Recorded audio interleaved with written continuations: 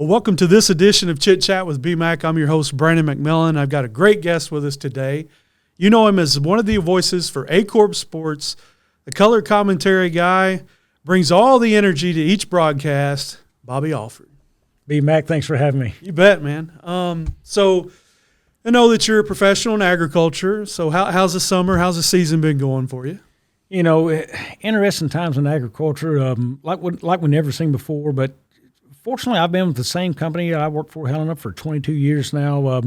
It's a great company, and the best thing I've learned through my 22 years is in ag, man, you really get to be around a lot of great people. Sure. Whether it's my competitors or people I'm doing business with as growers or people that I work with in the same company, there's just so many great people in this industry, and what better industry to be in Southeast Missouri than the agriculture industry? Absolutely. And as we talked off camera, I'm a professional in the industry as well and have been for 20 plus years. And, we talked a lot about it as being the team concept, right? That's really true in agriculture because of all the moving parts all the way through the chain from the producer to the suppliers to the John Deeres and the Case IHs of the world. I mean, it's all kind of like a big team to bring forth that effort and the harvest each and every year. So I enjoy that part probably the most about it as far as being a professional in agriculture. So, Bobby, for the folks at home that don't know, let's talk a little bit more about Bobby, about where Bobby grew up and went to school, and just kind of a little bit of your backstory. Sure. Grew up in a little town in West Tennessee called Bradford, Tennessee. Kind of out in the sticks, close to nowhere really, and grew up on a small family farm there, and went to school in a little place called Gibson County High School. Comparatively wise, it's about the size of Dexter, maybe it's high school. Really what we were known for there is girls basketball, and they're still making state runs today. I think they just won maybe a state title maybe this past season or so, but the really strong school for girls basketball, and hey, we know they had one baseball player to come out of there, and that was me. Yeah. So let's talk a little bit about that. You had a pretty good high school career and actually got to go on and play the next level. Yeah, in high school I pitched, or I wasn't a pitcher then, I was a thrower, but I was kind of the guy. I was a staff ace then in high school, and enjoyed a fine high school career there. And then I went to UT Martin, which is a Division I school there in the OVC conference, same conference as SEMO. And I got there, and that's when I realized I was not a pitcher. I was a thrower, and I had to become a pitcher. And I realized I was not the best. There were a lot of guys that are better than me. And I had to figure out real quick how to become a better athlete and or a better player. You are where your athletic talent is. But I wasn't. I had to figure out real quick.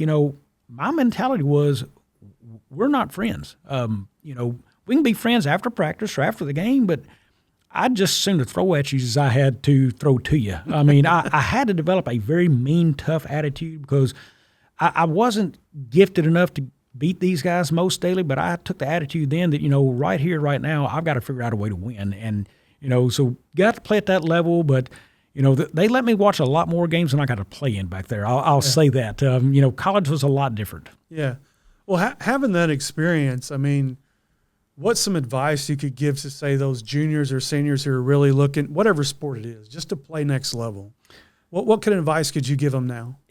Playing at the next level was way different when I played there than now. I'm going to tell you, I played D1 baseball as a pitcher, but in today's standards, I'm a D2, D3 kid.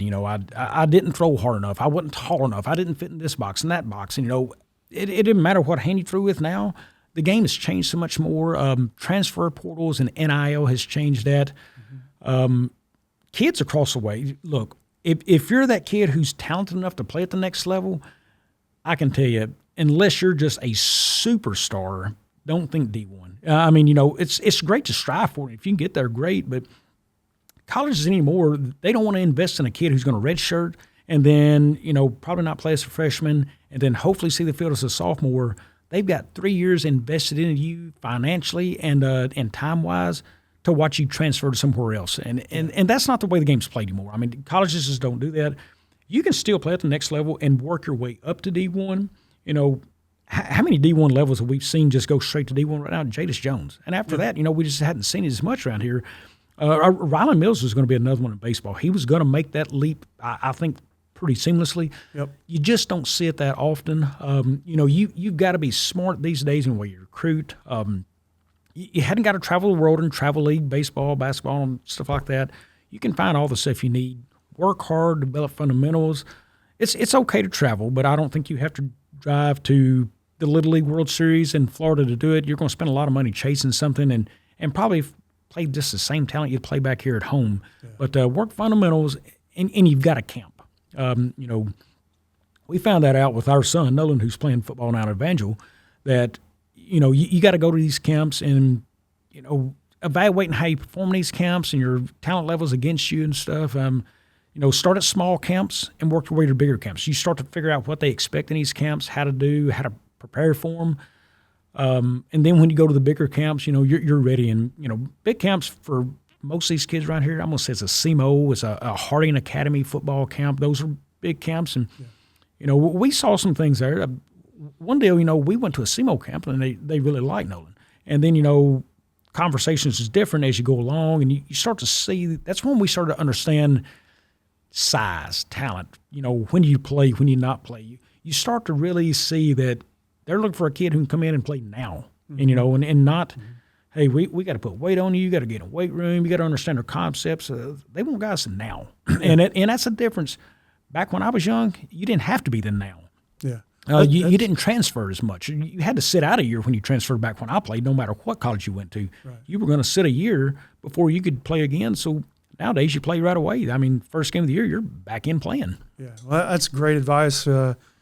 Experience for parents out there that might be listening, or even players that are on the verge of maybe possibly making some decisions. And I'll tell you the other neat deal about that, Brendan, Twitter. If you do not have a Twitter account, that's where a lot of this stuff happens, communications. You just – I don't know that you're going to message that coach, but you sure do follow them. And then you put your stuff up. A lot of them's going to follow you back. They'll see that you're an athlete. Put your highlights up there. Put your film. Put your stats up on there. And something quick. They don't want to spend 2 hours watching your film. Your good stuff needs to be first and get their attention, and your numbers you're putting up, those guys will follow you back, and you'll start to get some hits from a D3, then a D2, and it just kind of works that way. And they'll tell you, hey, we want to get you in. They'll make sure you know about a camper. So if they see your talents are there, be sure to put it on there. Don't message them direct because they would get inundated with that stuff. But put it out there, and they'll see it. If they like what they see, they'll respond. They'll find it. Yeah, for sure. So what outside of broadcasting, agriculture, obviously following your son around and watching different sports, what's an interesting thing people may not know about Bobby? I'm a type 1 diabetic, and have been for this December will be 40 years. So dealing with that, growing up with it, the mentalities of having to deal with it, I always looked at that deal for me. I never felt sorry for myself that I had it. I looked at it as, we could always be worse, and God chose me for this, and it's fine. And, talking about those things is important. I remember I've talked about Tucker Hughes before, or Richland, who played for them, who had diabetes. Yeah. I thought that was important to note because Tucker played at a high level. He's a really good player, and he dealt with it all while having type 1 diabetes. I think that's a great message to parents because, look, as a parent, when your child is now diagnosed with diabetes, you're confused, you're scared, you don't know what to do. And those parents need to know that it's okay for your child to go out and play these things at a high level, and you can still sit back. And I'm sure you could ask Tucker's mom about that a lot more, but of what it's like sitting in the stands. What do you do? How do you prepare? Yeah. Those are all important things for these parents to know. But I thought it was very important to note that about Tucker and to people see that he played at still such a high level of basketball, dealing with type 1 diabetes. That, as a diabetic myself, those are things you kind of take pride in. I gravitated toward that kid a little bit more because of those things, and kind of felt a sense of pride of his success. Yeah, for sure. Oh, that's great advice as well, Bobby. So I want to talk a little bit more about circle back to your playing career in college, and just what's some of your favorite memories that you had. Playing at UT Martin. Again, they let me watch a lot of games there. I don't know how many I got to participate in, But man, I can remember there's this kid named John Wand, and he was extremely hairy. We nicknamed him Chewie, Chewbacca, Star Wars. But he was that hairy, and I remember he wrote in his chest and on his back, FBC in the UC at 9 on his back. And I mean, on his chest and back. And he walked around campus that way where people could read it, trying to get people to join the FCA. I said FBC, or FCA is what it was. But he walked around looking like that. Funny guy. And I remember game 1. We started the season that year at Martin. Here's John Wand, and he's got this headband on, this sweatband. It looks like Rocky dressed like this in full catcher's gear, and this guy's redshirting. He is not going to play a second of the season. And he gets up there. Lanier English was our leadoff hitter, and we nicknamed him Buck. Well, John Wand gets up there, and all of a sudden, he gets his hands like this, and he starts saying, get Buck, and he's dancing all over the place in front of everybody. Well, here comes the first pitch, and it's thrown. The whole place, the stands, both teams, people in the field, I mean, even the umpires, everybody is dying laughing at this. And I remember Lanier looks up, and he just looks at John Wand, and he says, what the? I mean, you can just read his lips saying it. I mean, it was such a shock to us, and it never ended. He was like this from the first pitch to the last pitch. It didn't matter if we was winning by 20 or losing by 20. That's who he was all the time. The unofficial mascot for that season. It was great. I mean, he did that, and it was just a fun time. But there was a life lesson along the way too in games there. I can't remember where we was at. It was somewhere in Illinois or Eastern Illinois, I believe is where it was at maybe. And they had this field as like a launching pad, and I had thrown a pitch. And this dude smokes it. I mean, he hits this ball, and as soon as he hit it, I said, it's gone. And I screamed in the vicinity out. And little did I know my center fielder would be standing there with his back against the center field fence and go, and I watched him catch that ball, and I said, Bobby, what an idiot. And, I said, you've got to be better. And it taught me something in about maturity and controlling emotions and things. And, I just embarrassed myself, my last name, my team, my city, everything about myself, I just embarrassed, and I just said, don't ever do that again. We're going to be better than that. Watching how you present yourself is very key, and I just said that can't happen again. And very good life lesson. I wish I'd have learned it earlier, and that would never happen, but, it needed to happen, and it got my attention. It sure did, and, I decided to clean things up. Yeah, I know we talked about, competitiveness and talent and having, like with the travel ball situation, and those lessons can be learned at any age. I mean, there's times where you need to reel yourself in as a coach or as a parent, and just remind yourself that, you can do better. And I think there's several out there that have had that experience. Unfortunately, some that probably didn't come to the realization that you did, that you could do better. But absolutely. Neat message on it. You talk about travel sports. I remember my son was like 9 or 10. We was in a cage one day. He wasn't doing very good, and I'm just wearing him out, just chewing on him. And I looked down there, he's got tears in his eyes, and I was like, Bobby, what are you doing? This is supposed to be fun. Mm-hmm. So immediately I just walked down there and put my arm around him, and I said, hey, I'm having a very good day, are you? Nope. I said, you want to go down here and go get ice cream? Yep. And that's what we did. I said, I've got to back off, and I'm going to tell you, parents, when you're teaching your kids, a lot of parents are going to say, no, I'm not that guy. Yeah, you're that guy. Boy, make sure more than anything, most of these kids today, look how many of them go play college sports because of this. Not very many. Very few get to. But how many of them still have a father left after this? Hopefully all of them. Yeah. Make sure you keep that bond, And I can tell you the best thing is let somebody else coach your kid if possible. If they get to a certain age, you need to let somebody else coach your kid. I can't stress out enough for parents. Pay attention to that stuff because, boy, it taught me. He taught me. I didn't learn that. He taught me that I've got to back off. And it was a very important lesson. I'm glad he taught me that. I'm glad I learned it. It procured what is a great relationship now with me and my son. Absolutely. Best friends. Yeah. All right, Bobby. So let's talk a little bit about broadcasting. So kind of how did you get into it? Who were your influences? How did it all start for you? Getting started, the Dexter Park and Rec used to do a recorded game once a year for their teams. And so I got kind of into that deal and a broadcast, and it went really well. It was just kind of flowed naturally for me. And there's a spot opening up at White C, the following season, and the guy said, hey, you need to consider doing that. And we talked about it, and I said, yeah, I'd consider that. Time went by, nothing, and it's right before the start of the season that year, and Tyler Wagner calls me, his owner at White C, and says, hey, would you like to, announce some games for us? And I said, sure, I'll do that. And, I worked with Ed Gargis there, and it was great. Ed taught me a lot about it. We talked and did that for 2 years. And then when White C was sold out to AyCorp, it was a different deal coming in. Ed didn't have time. He couldn't commit the way that AyCorp wanted to do a schedule. And then, now I'm thrust into the lead role, and I've only got 2 years on my belt, mind you this. But, now I'm in a lead role for AyCorp because it's me, and now we're trying to piece together another guy to come announce. And, I wasn't 100% certain how this deal was going to go. I'd never talked to Philip Britton. He's the first person that called me, and I didn't know him, but he's throwing a lot of stuff out there at me, and I'm like, I don't know how this is going to go. The tone from AyCorp versus White C was a lot different, so it was a little intimidating at first. Yeah. But game one, we got in a booth. The announcing never changed. I did what I do and performed, but the things around me did.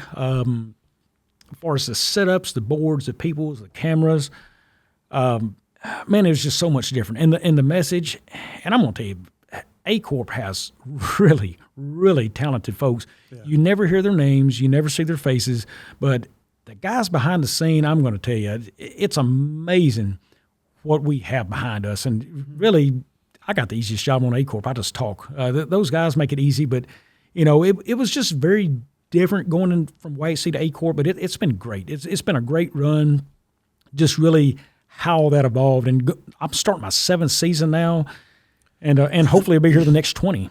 Yeah.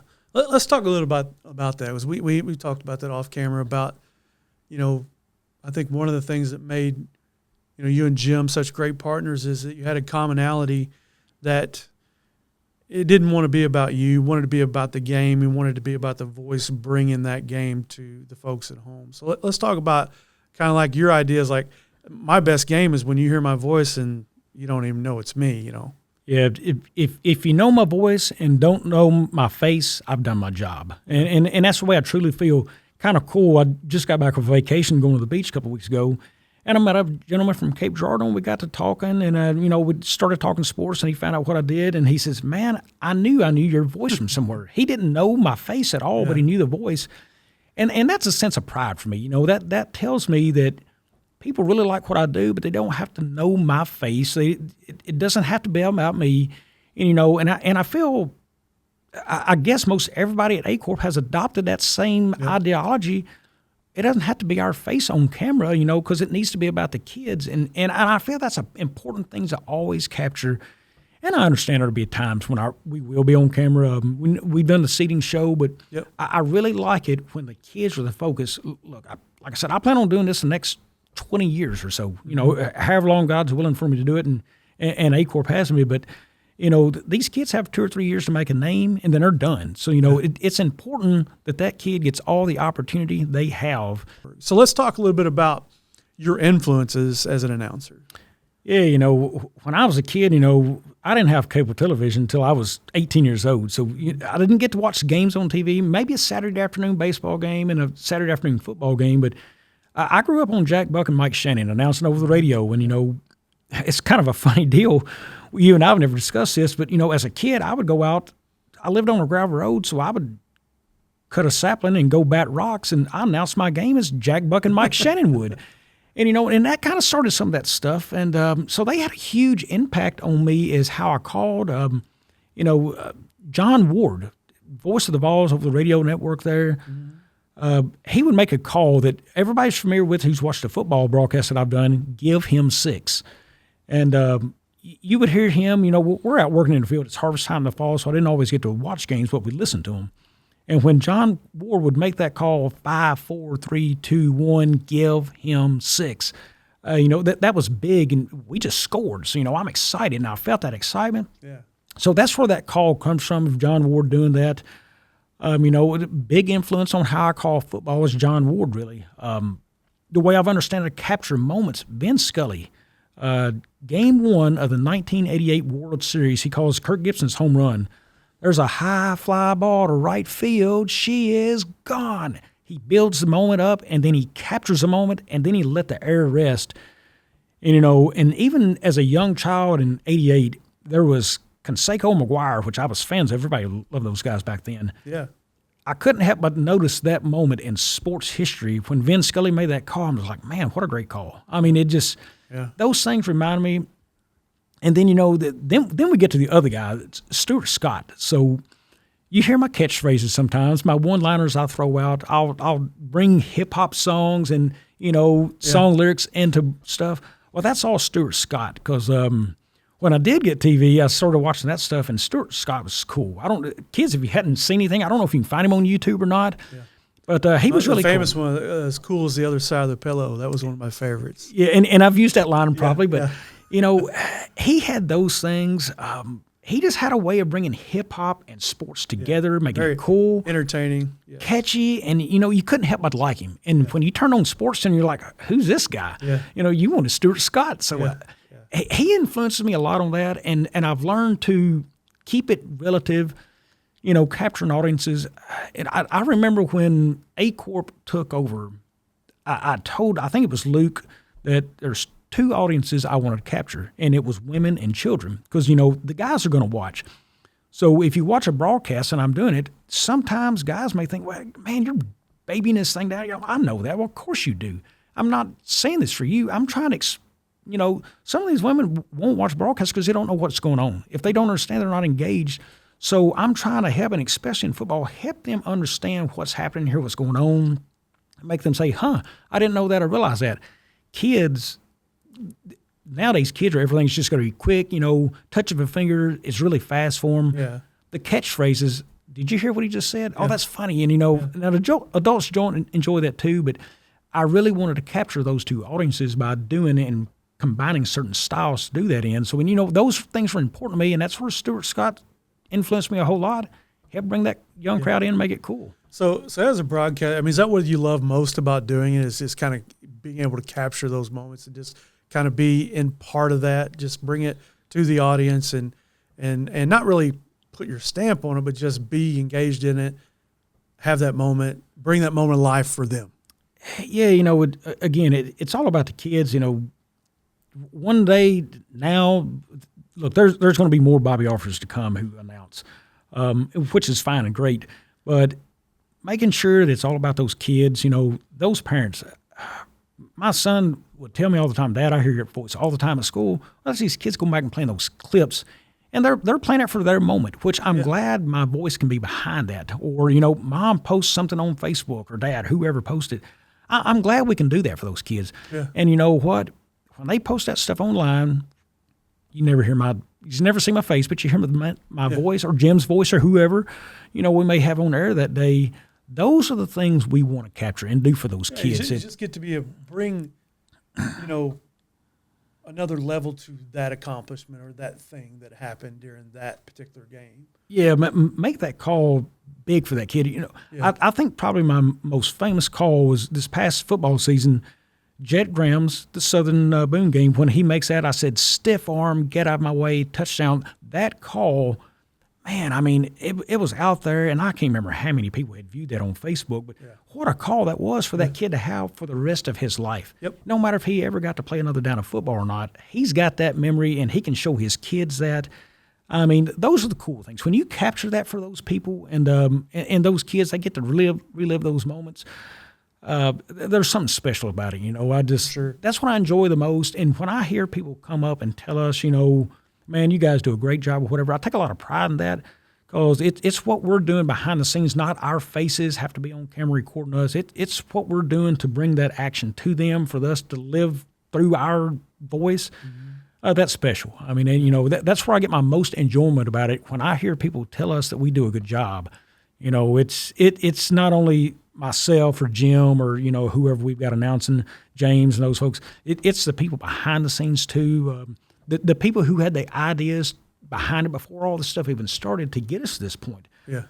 It just tells me we're doing something right here. Yeah. Yeah. So, speaking of Jim, I had him earlier on an episode earlier in the season, and I gave him the opportunity to kind of tell his best, Bobby Alford story. And, of course, he told me the story that for the longest time he mispronounced your name. He was calling you Alford instead of Alford. And but you were too nice a guy to correct him. But I think at one point at dinner or whatever, your wife just kind of come in and said, "By the way, Jim, it's," and he's like, "Oh my gosh, I've been saying it." He goes, "But Bobby's just too nice a guy to ever correct me. But I got to say it wrong on camera for I don't know how many times." So I'm going to return the favor and allow you to tell a good Jim story.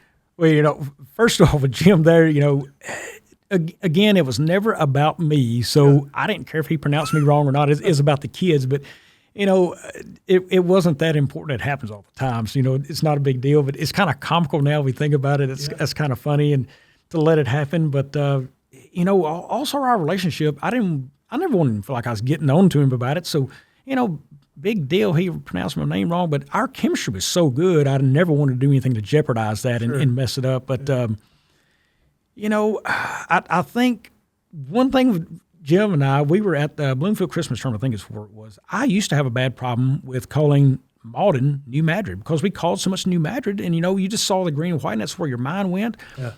And I guess the Madrid and the Malden, it just happened, and it was kind of embarrassing for us, and we apologized to the Malden folks, but what happened, and I told Jim that off air. I said, "Don't do like I did and call him this." Well, then Jim does it like 4 or 5 times that night, and I rubbed off on him. And it was hilarious. I said, "Oh, man, they were going to worry you out on social media about this." And it was kind of funny, but, I also remember he and I sat in that booth the night at the Christmas tournament when Joe Northern did the T-shirt throws, and, man, did he put on a show. Yeah. We sit up there, and we laughed till tears come to our eyes. I mean, it was the funniest thing I've ever seen, probably, having at a basketball game. And Joe was just putting on his show. We're all laughing. He goes to throw his shirt up in the stands, I believe, and it hits his leg. So it didn't even make it past. I think it falls behind him. Yeah. I mean, it was a classic show that I'll never forget in memories of that place. But I also remember Jim he was a dedicated hard worker. I mean, took his work very serious, and I enjoy that, because I was a film studier, he was a reader, and we gathered information, and then we kind of, molded off of each other. He asked, where are you getting this stuff from? What do you do? So he started watching film, and I was kind of asking him stuff about reading, and I started reading more. So we really, and I hope it shows, we spent a lot of time researching what we do. I can tell you the hours spent that I research film and watch film and read and gather information, I hope it shows, because we spent a lot of time doing that, but we also shared information, and that's what made it special. If I knew something, Jim knew it, and if he knew something, I knew. We talked so much, and on the way to the games, we wrote to him, unless it's at Dexter, But we'd talk a couple times or text during the week about things, but we rode to the games together, and he would say, "Hey, this is," and he's talking about this little deal he's knowing. I said, "Hey, when we get to this part, I want to talk about this." So it helped each other know the pregame stuff we did. The game was already done, The game just plays out. We're just calling the action, but all the other stuff, we knew going in what we was going to talk about. It was we didn't had a plan for every broadcast. We never rehearsed it, but we knew what the other was about to say. Yeah. I mean, it definitely, the chemistry there and the way you guys play off each other. I mean, it's evident, and those are the kind of broadcasts too. When you have a group together, a guys together like that. That is the type of broadcast that's going to be enjoyable to watch 10 years from now. You know what I mean?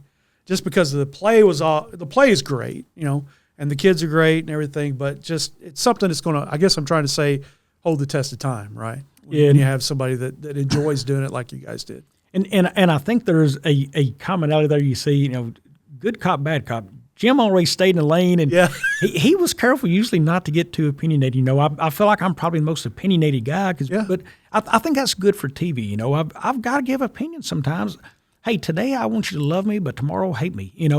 I'm fine with that, because you can love me and hate me, but I just want you tuning in and listening to what I have to say, because that makes broadcasts good, and I think it helps the business. And Jim sometimes would set me up to go those lines, and that's fine. I wore it well. I never worried about somebody loving me or hate me, because I knew at the end of the day, if they're tuning in watching, I've done something right. And so we always played that role well, Every once in a while, Jim would get into that, but, he usually left the strong opinions to me, and he kept things on track there. But, again, it worked so well. It really did, and, sometimes I tipped on the edge of danger, but I never try to get on a kid and wear him out, But I give strong opinions, and I try to give you data. But it's also my job to reel you back into that broadcast. I remember the Puxico Dexter game for the championship. I gave numbers about the three-point shooting. Well, I gave that to make the Puxico fans a little worried. Oh, no, and these numbers is concerning. Well, it is concerning. Yeah. So now I've got you tuned into this game watching this, and if the 3 points start falling, you're excited. Yeah, we got him. But if you start missing, oh, God, he's right. Here it comes. Yeah. I want to build that nervous energy in you enough to keep you tuned into that broadcast there. So there's a lot of things that go in there playing that bad cop. It's for a reason.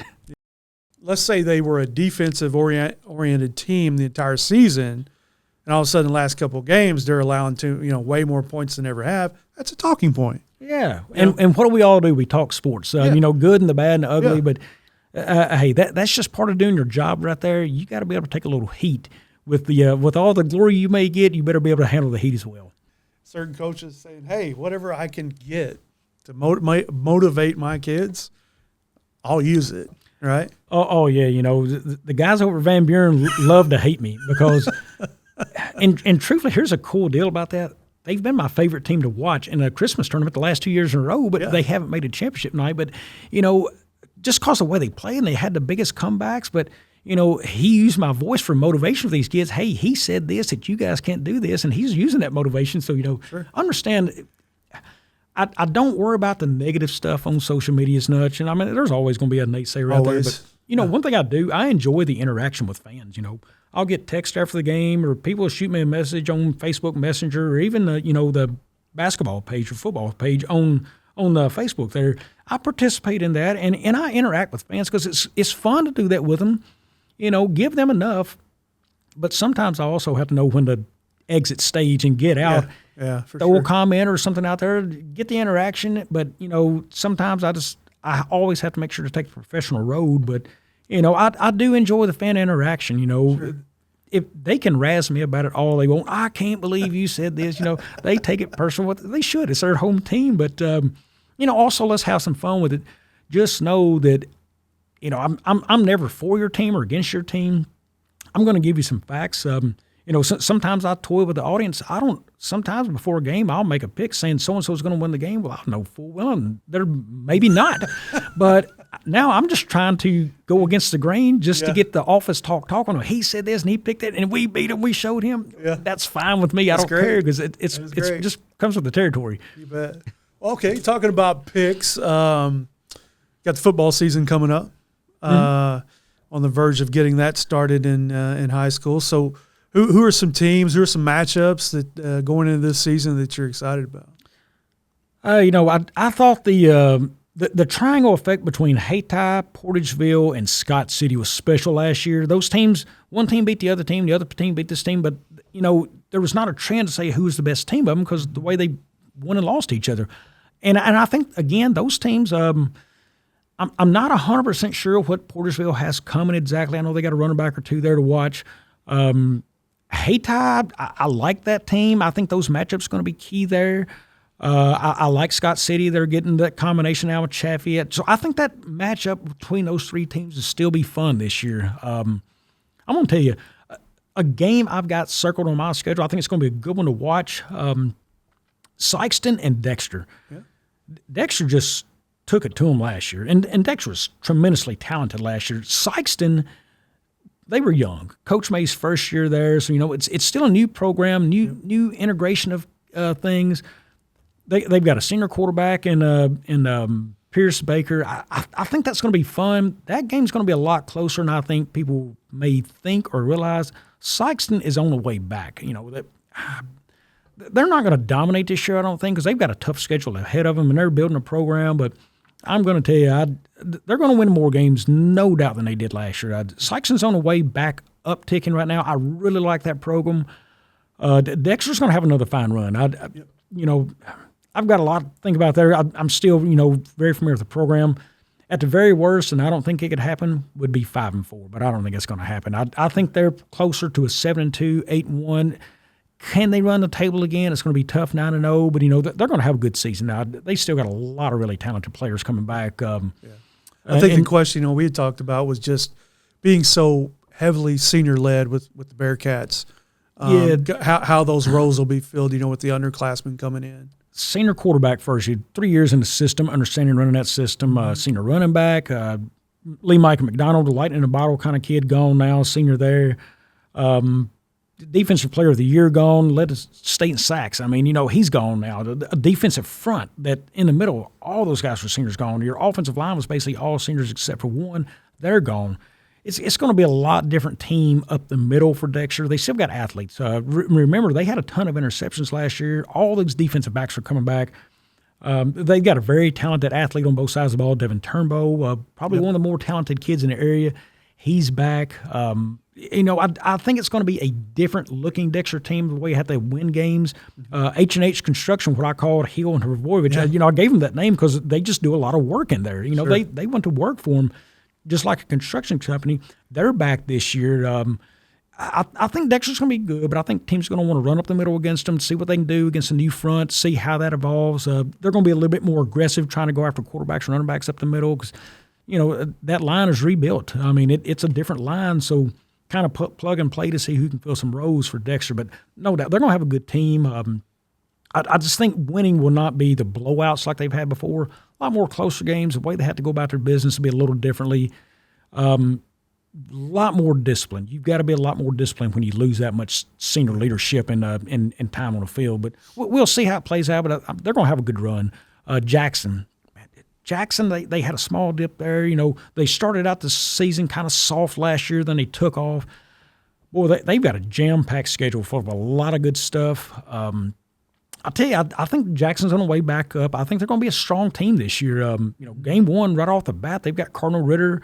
And then they go to a state title running type team over there, Louisville, Ballard. I mean, they're a really strong team. I think they made a run towards state last year, though. I can't remember right offhand. I think Edwardsville, Illinois is game 3 for them. And then they've got Farmington, which their old coach back in town, Yeah.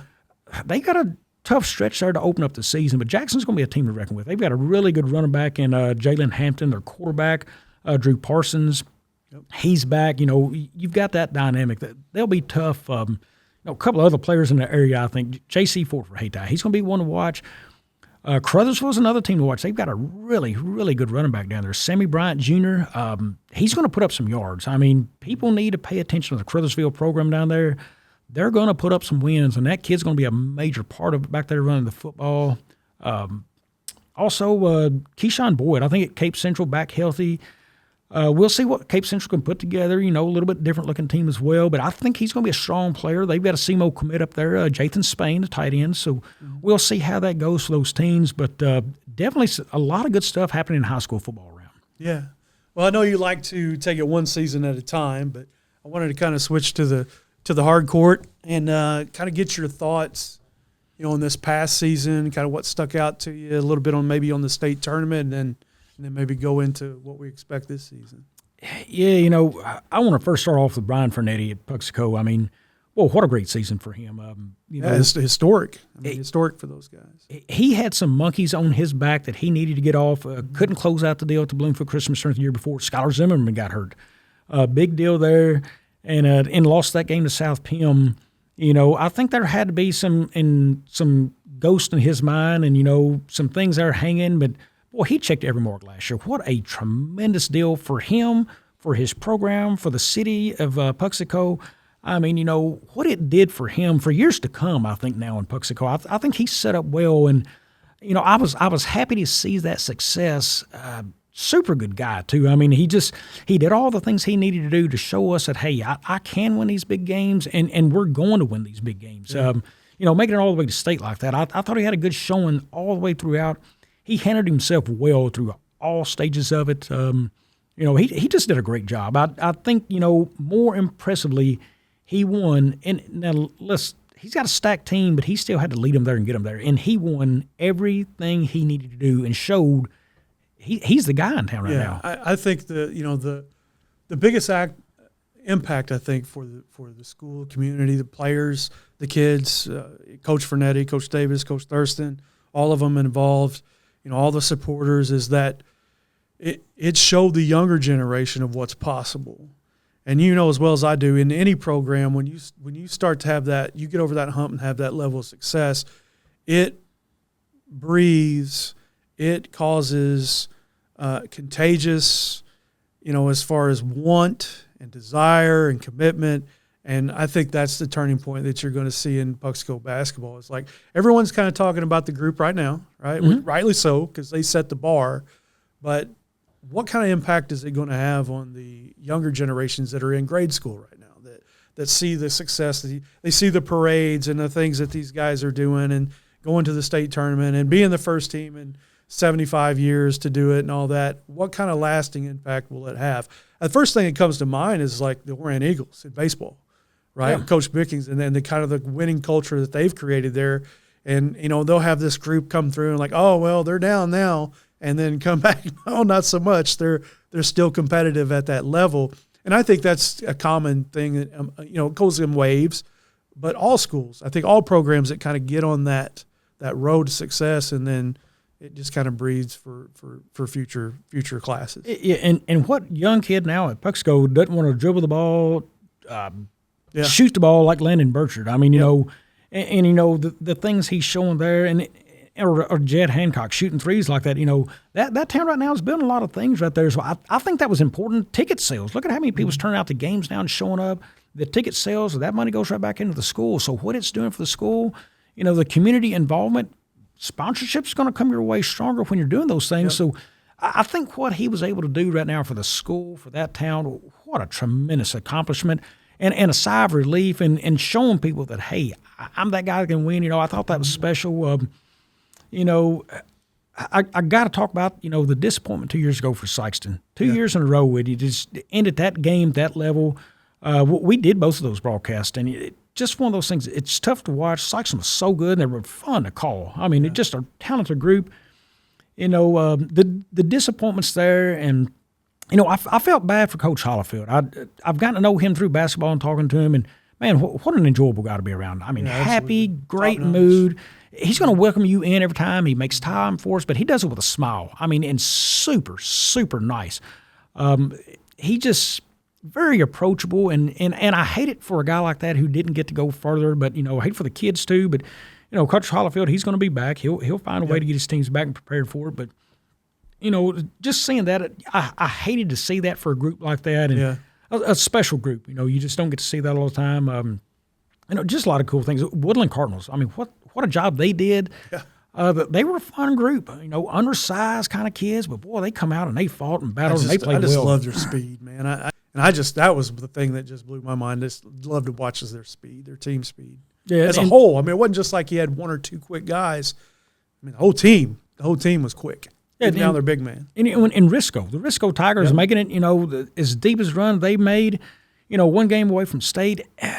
What a big moment for them in that town, the little town of Risco, and finally getting on the spotlight. Now, I don't know how far they'll go this year. We'll see, but that team for this year, what they did for that town again, and rally and support they had around the excitement. Mm-hmm. And I'm sure every time, you walked into a store in Bucksco, it was talking about the basketball team. Same thing in Richland, I imagine. That was a talk of the town. Yeah. So I thought that was really cool to see those things happen. You always hate to see it end, but, just some special things there, just really kind of stick out in my mind and I remember. Yeah, as a basketball fan in general, just really, really blessed with the amount of talent that we've had, locally here in the SEMO Conference, Stoddard County Conference, Scott, Mississippi Conference. Just really good basketball. I mean, we're known for that in this area, but the last two seasons for sure have really, really been great to basketball. Like I said, I know it's football season, but, looking ahead to basketball this year, what are some of your thoughts on maybe like, hey, I think this team had the pieces starting last year. Here we go. Who's kind of to look for this season? Early on, you got to think of Bucksco again. I've heard they reloaded, some kids moved in, and they're going to be a strong program. And they got a lot of confidence going into this year, as they should. They're going to be fun. Sticking with kind of that thing of some teams around here going to that Christmas tournament and that level, Bernie's going to be good. The AyCorp kid down low is the real deal. He plays very strong. I understand he's moving on out where he can shoot it inside, outside now. Yep. Stopping a kid like that he's going to be tough. They get the Geiling kid back this year. Who was getting ready to say some good guard play around him. Yeah. Yep. So I early on we're going to see how that team goes, and Coach Long does a great job down there, and he's going to make sure those kids are ready to play. And he don't put up with a whole lot of messing around. So, he's going to have that team, I think, ready. We'll see how well they can compete with Puxico, but I think they can. If there's a game on my schedule, I'm starting for Puxico early on in the year. When you play Bernie, watch out. I mean, that team's going to be able to play some this year. Yep. They will definitely be better than last year and be able to score a little stronger. Junior heavy group. Dexter's going to be back. They lost one kid. Yep. So that team is back. Dexter's just got to show they can gel and move a little bit better. There was times they played really good basketball and times they didn't play very good at all. But I think they're a team this year. Those three teams are going to be my top three, I think, today at the Christmas tournament. We'll see as things evolve. But I think they'll be a little stronger than last year. A few growing pains they had to go through last year, things they need to learn, things they need to be better at. Mm-hmm. But I think Dexter will be better. And plus now, the guard, another year older. I mean, he's able to step into a better role as he's had time now, a year under his belt at the varsity level. I think that's key, and that's Will Geatley. I mean, he's a good shooter. Yep. I think he's going to understand some things differently than going into last season. But he's a little bit more prepared for this season because he'll be a major player for him, I think, and a shooter. And, I think they'll make a good run. Interested to see what Sykes will look like. Boy, you lost a lot of seniors. Kobe Thomas is going to be a good player over there. I think the Godwin kid is another one to watch.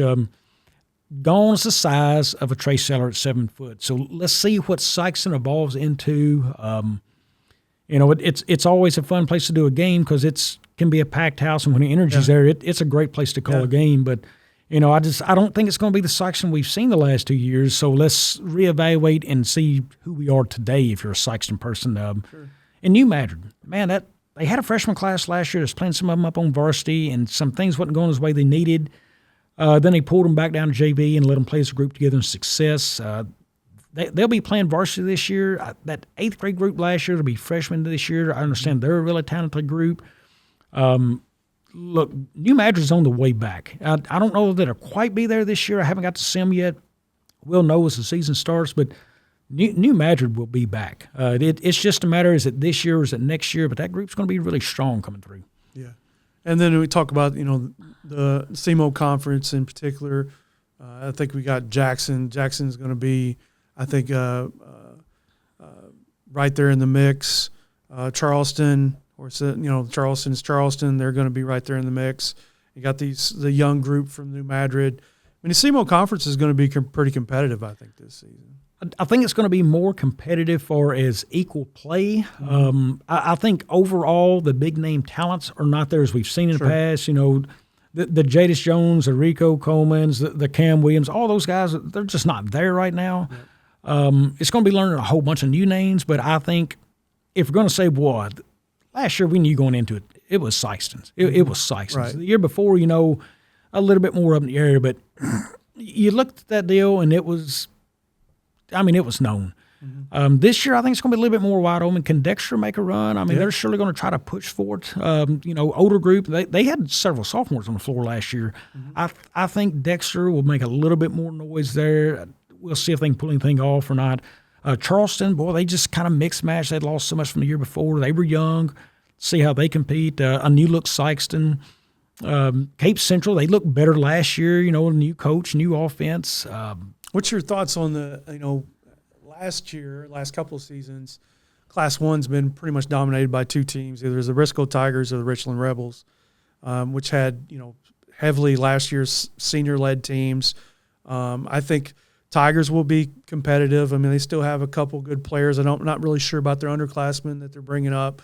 I think Richland, we still got a Gary Tilley and still got a few other players that'll to bring to that mix with Coach Klein's team. What do you think in the small school, Class 1? Where do you think that's headed? I'm going to throw out a name to you that nobody's talked about right now. We don't ever hear anything out of them. A little bitty town, Leopold. Wildcats. Yeah. They've got a fantastic new coach up there. I think he's been a year in the program now. And from what I understand, they got some players coming. They've got a young freshman, I believe, maybe 6'3"-ish, 6'4", 6'5"-ish. Okay. a pretty big kid who shoots it well outside. I'm going to tell you, as a small town team, Leopold's going to be fun. There's going to be chances, hopefully, to get out and watch those teams. I ain't going to say they're going to win it, but boy, I wouldn't be surprised if you see Leopold playing in a major stage up there at the Cape Christmas tournament this year. I'm telling you, Leopold is for real. They're going to be a team to kind of watch and see how they evolve. I think they're going to be a team for the next several years. Small town, I'm going to tell you, you kind of hope to see that because that gives that small town something, as we talked about, like the Riscos and Buckscos. You want to see those teams succeed, and I'm telling you, that's going to be a team to watch. Yeah, I think another one probably on that radar might be the Delta Bobcats, too. I think they had a little bit of success last year. They had some kids that could score. They could put up a lot of points, and I think they'll be back pretty strong again. Those are two teams there. They'll fight it out, no doubt. All right, Bobby. So, unfortunately, I've had a great time today on the episode, but we come to our last segment, a little game we call Versus. All right, so the idea is I use the classic example, Michael Jordan versus LeBron James. Who do you pick and why? Okay? Jordan. Yeah, absolutely. All right, so Tennessee Vols baseball versus Tennessee Vols football. Give him 6. Give me the football. Football. All right. So you mentioned to me off camera earlier, like some of your hobbies, like you love deer hunting, love duck hunting. So if you could only pick one, which one are we going with?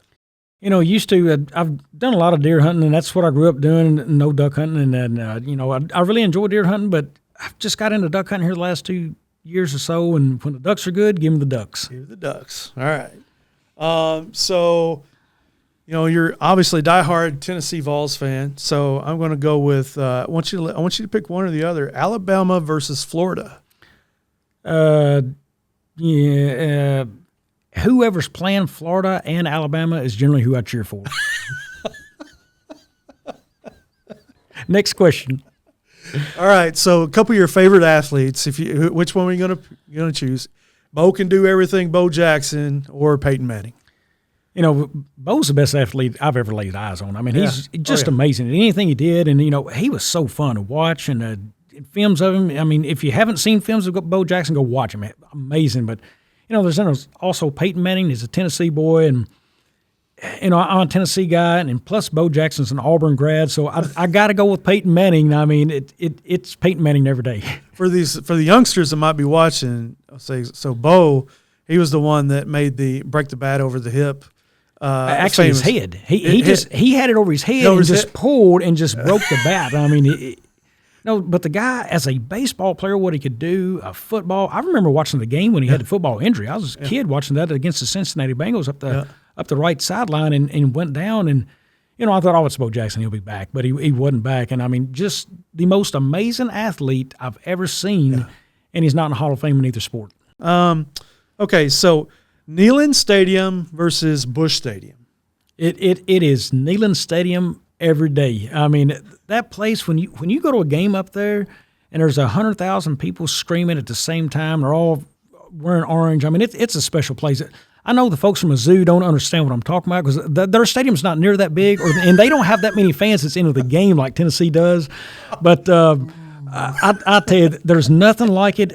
Knoxville, Tennessee is one of my favorite places in the world. It's just a special, special place, and I'm sure there's other stadiums like that, just like it too. I think Death Valley would be pretty cool at nighttime at LSU, but man, Neyland's just got a special place in my heart. Matter of fact, I almost named my son Neyland. We had talked about that before we named him Nolan. Yeah. But, that's how special I think of Neyland Stadium.